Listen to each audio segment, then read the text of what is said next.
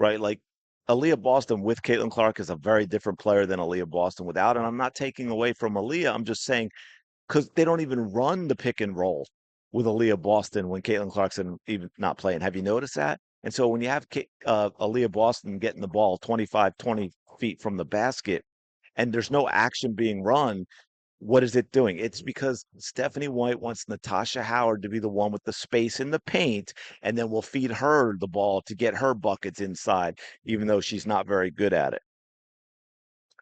Can I just mention? I got to mention, and I'm not saying it's all the time, but it's been noticeable enough that players definitely don't want to be passing to Sophie or Lexi because I've seen it too often now. Either the coach is allowing this, just like the coach allowed the dirty play from the Connecticut Sun on Caitlin Clark last year, which should have been, red flag number one, or she has no control over this team because she hasn't been able to stop it. Because I'm telling you, if we went through game film for this time year, the amount of times Lexi Hall and Sophie Cunningham have been wide open and players did refuse to pass to her, it's a lot. Let me just say that. And I will also add to what I just said about the coach allowing it.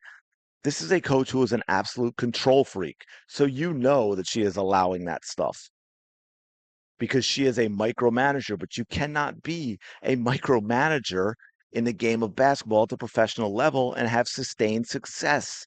White certainly tries, and I think she ruins players by doing so, by trying to control everything. And you get players who then second guess themselves and they become unsure of the decision they should make. And what does that lead to? It leads to much slower play because you're thinking too much, you're in your head, and it leads to bad decisions. You cannot play well under those kinds of conditions.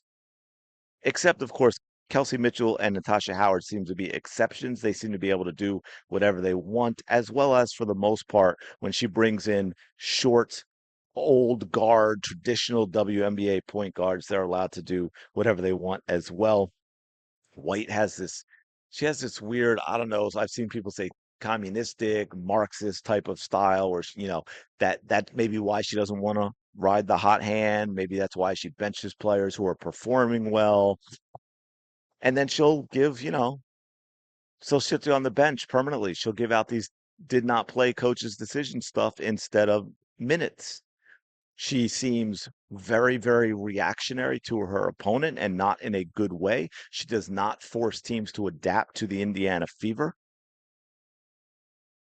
We know she doesn't make halftime adjustments. I think I just talked about that when I said how bad second halves have been for the Indiana Fever, which would lead into allowing opponents to score 80 plus points a night despite her defensive genius kind of hype that we keep hearing about.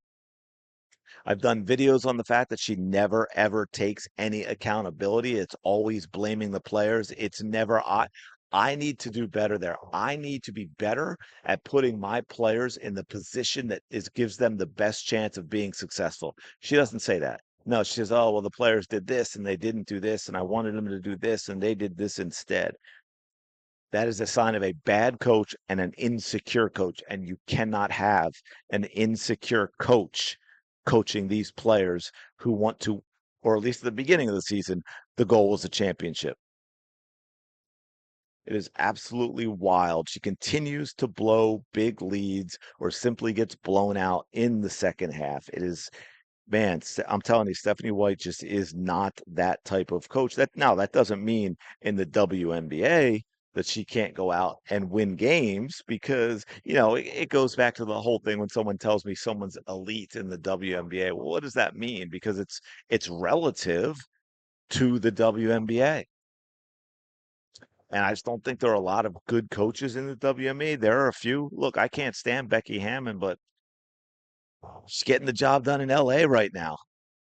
She's getting the job done in LA right now. So anyway, I think I'm going to leave it there because I think between the two vids, we got over a half an hour of me ranting about why Stephanie White is not a very good basketball coach. And but you know what? I'm going to wrap up with one more thing. I touched on it obviously, but the biggest, of course, is the way she has treated Caitlin Clark in terms of her playing on the court.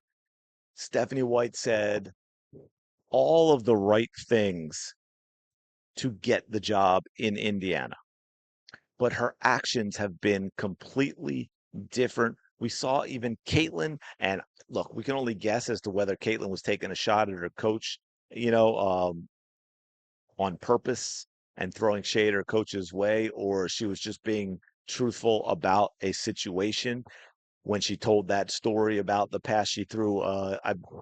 I think was it against the Liberty? I think so.